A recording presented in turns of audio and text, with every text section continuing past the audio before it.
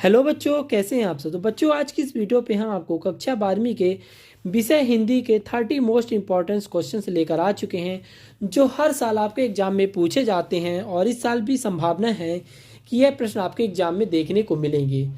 इस वीडियो पे हम आपको 2 नंबर के, 3 नंबर के और 4 नंबर के प्रश्न, जी हाँ, 2 नंबर के, 3 नंबर के और 4 नंबर के जो प्रश्न आपके एग्जाम में पूछे जाते हैं वो वाले सभी क्वेश्चंस हम आप सभी के लिए लेकर आ गए हैं।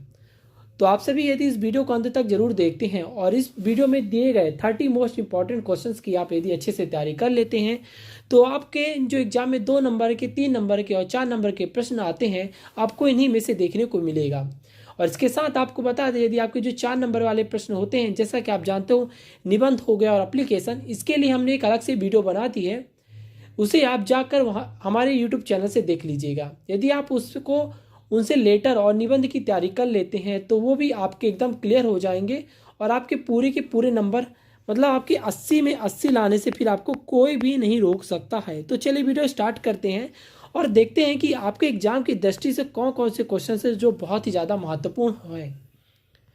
तो पहला प्रश्न आता है, कवि की आंख फाल्गुन की सुंदरता में क्यों नहीं रही है। आपको बता दूं, अभी मैं आपको जितने भी क्वेश्चंस कराऊंगा उन सभी क्वेश्चंस का मैं आपको आंसर भी कराने वाला हूं, ठीक है।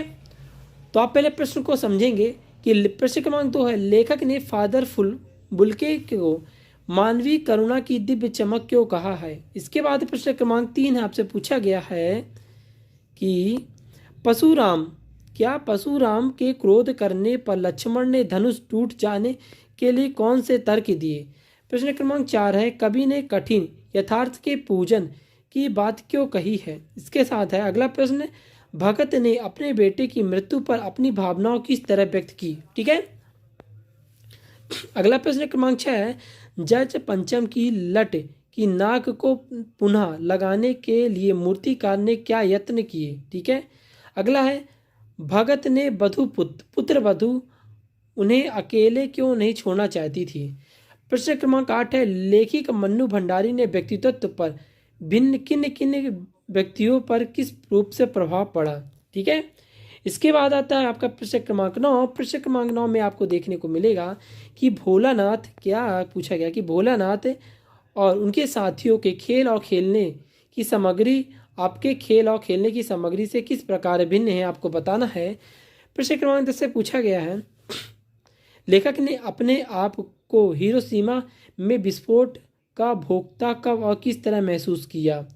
प्रश्न क्रमांक 11 में पूछा गया, महाकाव्य और खंड काव्य में आपको अंतर लिखना है।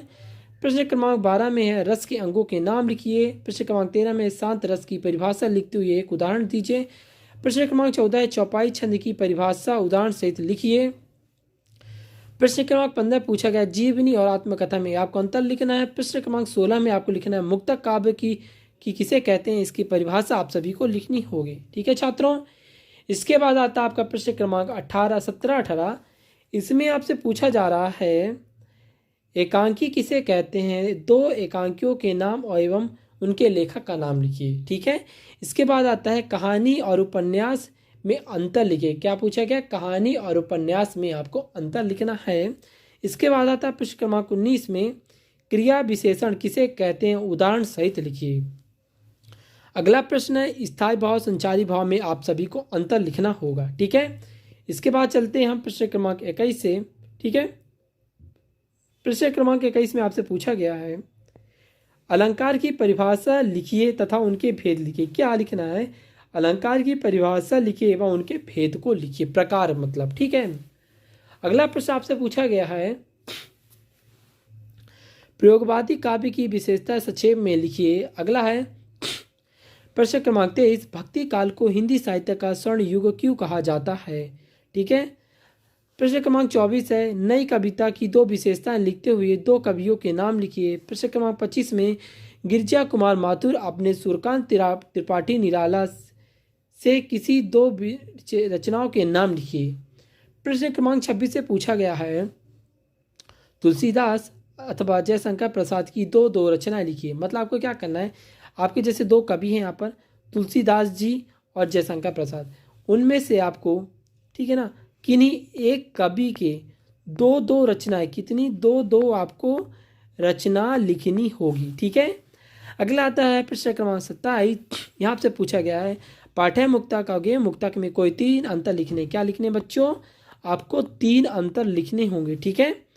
अगला आता है प्रश्न क्रमांक 28। निपात शब्द किसे कहते हैं, स्पष्ट कीजिए।